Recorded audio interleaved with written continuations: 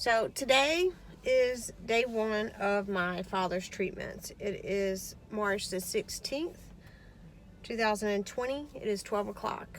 We're supposed to be here at 1. We just got here early because my dad is like super obsessed with construction and thinking that we're going to be late. So we're here early today. Tomorrow, hopefully, we won't be as early. However, you know, during my research of this disease that he has, which is T-Cell Non-Hodgkin's lymphoma, I haven't really found too many YouTube videos or, steps of people's processes through it, just mostly articles and documents to read. And sometimes, that can get a little overwhelming when you're only reading, factual stuff and maybe not someone's experience. So I am looking to, hopefully, fingers crossed, I can figure out all this video editing, and maybe we can record his journey, and I'll post on Facebook so that my friends and our families on the Sneed Bird Cousins page can follow his progress through these next 2 weeks. And as we move forward, he's outside smoking right now. Y'all know him. He's a smoker. So I don't think that that's going to change. But the good thing is that we're in my car and he can't smoke in my car. So at least we'll keep that down. Today he seems like in good spirits. He did get a little emotional when I told him that some of our family and our friends, mostly Michelle's friends, have donated some money to the cause and so forth for him so far. And I think he's just overwhelmed and taken back with the fact that people of our community are willing to donate their hard-earned money to help sustain us in whatever costs that we may occur over these next 2 weeks. As you know, I live in Hope Mills, North Carolina, which is about 45 minutes away from my dad's house in Dunn, North Carolina.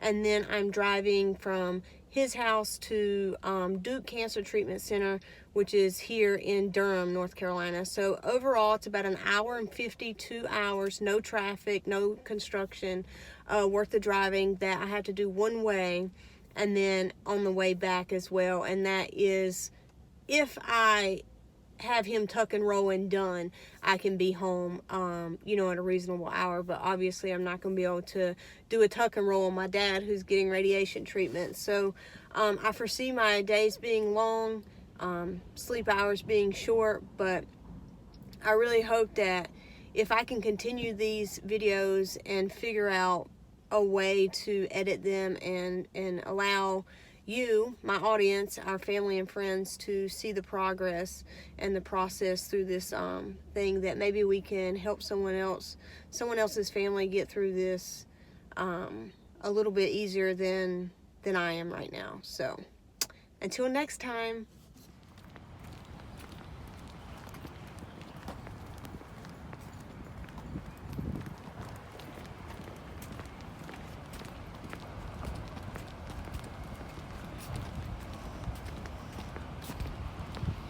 Hey, Daddy.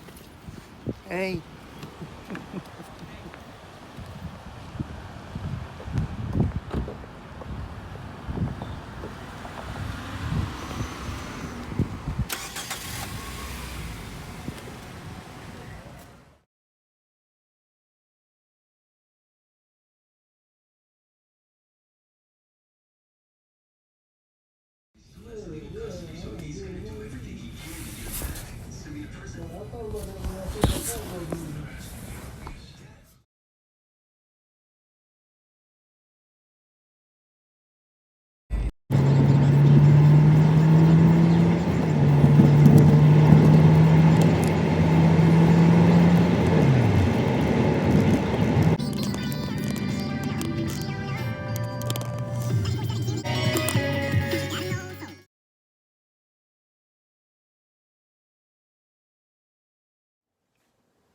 Hi, fam. It is me. I am back home at my house in Hope Mills, North Carolina.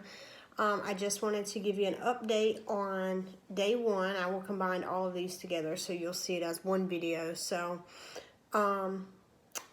he had his treatment today. It was his first time. And we got to speak to the doctor afterwards. I have some notes here. That's what I keep looking at. So I got to speak to the doctor afterwards, and we had to fill out some, insurance forms and what is it called? Disability forms and stuff like that, so we could somehow supplement his income while he's going through these treatments.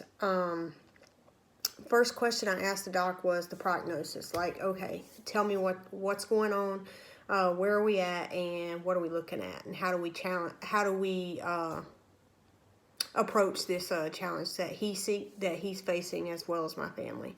So the doctors told me in big doctor words, but also dumbed it down for the non-doctors in the room, which was myself and my father, of course, that he's not going to die from this disease or this illness. However, it is possible that people with T-Cell Non-Hodgkin's lymphoma do die from this disease, but he told me that it is a minority, not the normal thing. So what he did say was that he could potentially die with the disease, such as heart attack, car wreck, kidney disease, anything, and he will just live out the rest of his life with T-cell.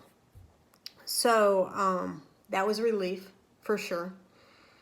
After that, my father told me, we also asked, like, was it hereditary? The answer is no.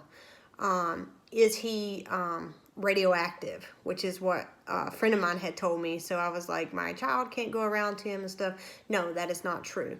The type of radiation that he's receiving this week and next week, he will not be radioactive. So it is okay for small children and pregnant women to be around him. The problem is he's just going to have a weaker immune system. So that is something that we have to be aware of and cognizant of. So I'm not going to take my kid around him just because I don't want to risk that chance.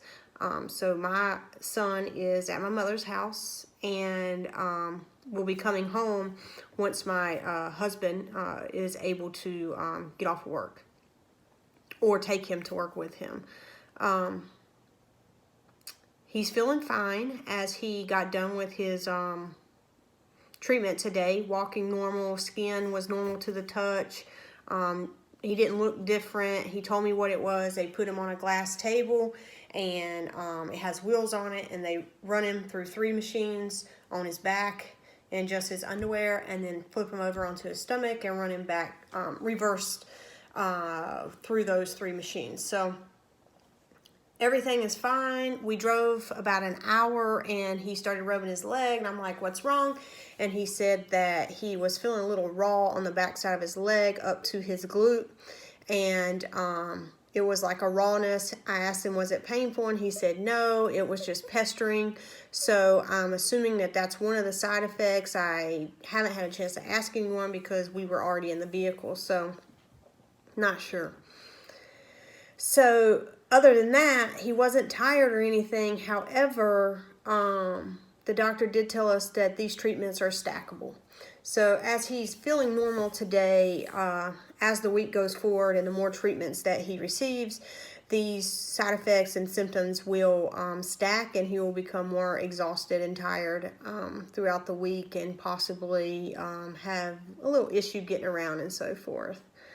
All of his appointments are in the afternoon, which is great. Anywhere from one's at like 1:15, but the others are all at like 1:45 or 2 o'clock, which gives me enough time to do what I have to do around the house, with North Carolina schools being out of school right now with the coronavirus, and then getting up to Durham for his appointment. So I'm grateful that they're in the afternoon.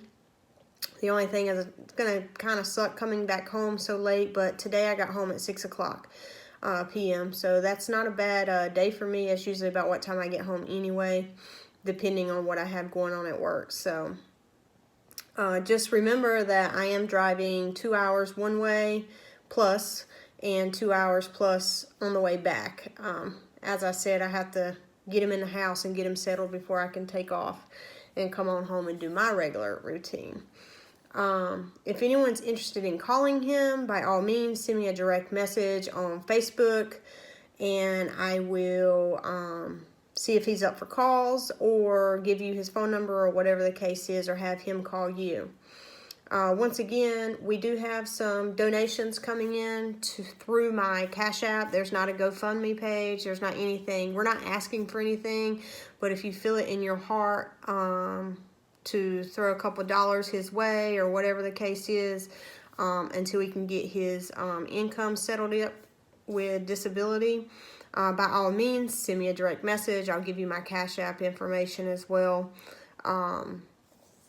So one question that was asked of me today from a friend was, can it go away? Can it be cured, right? So I did not ask the doctor that. However, the doctor made it out to be that we're at the stage right now where we are just maintaining the state that he's in at the time. So right now it looks like it's unclear if it can be cured, but I did some research on the AmericanCancerSociety.org, and they do have curable rates depending on what stage that the patient is in. I, being so new to the cancer world, I didn't ask those questions. So when we see the doctor on Monday, after 5 days of treatments, I will be asking those. I have a list of notes here. As I told you, I also have a notebook in my car. I've been writing stuff down as I leave the doctor's office and think about stuff. So like I said in the very beginning of this video, I am going to try to do this daily, maybe every other day, however it works out. I'm going to try to figure out how to edit it and make it a little bit more entertaining than me just sitting here at my kitchen table with my family behind me. But yeah, so until tomorrow, hopefully this will bring some awareness to my friends, our family, on our Facebook page, our family Facebook page. And if it just gives some type of clarity to someone out there who is trying to wrap their head around the same type of cancer that, or non-Hodgkin's lymphoma that my father has, you know, can watch our journey through this so they know what to expect and so forth. I woke up this morning thinking the worst, and I came home feeling a little bit more revived and joyful in life, you know, a little bit more life than I had this morning after speaking to the doctor himself. So do your own research. Don't take me for gospel, because I am just a patient's daughter going through this process with him as well. So at the end of the day, live prosperous.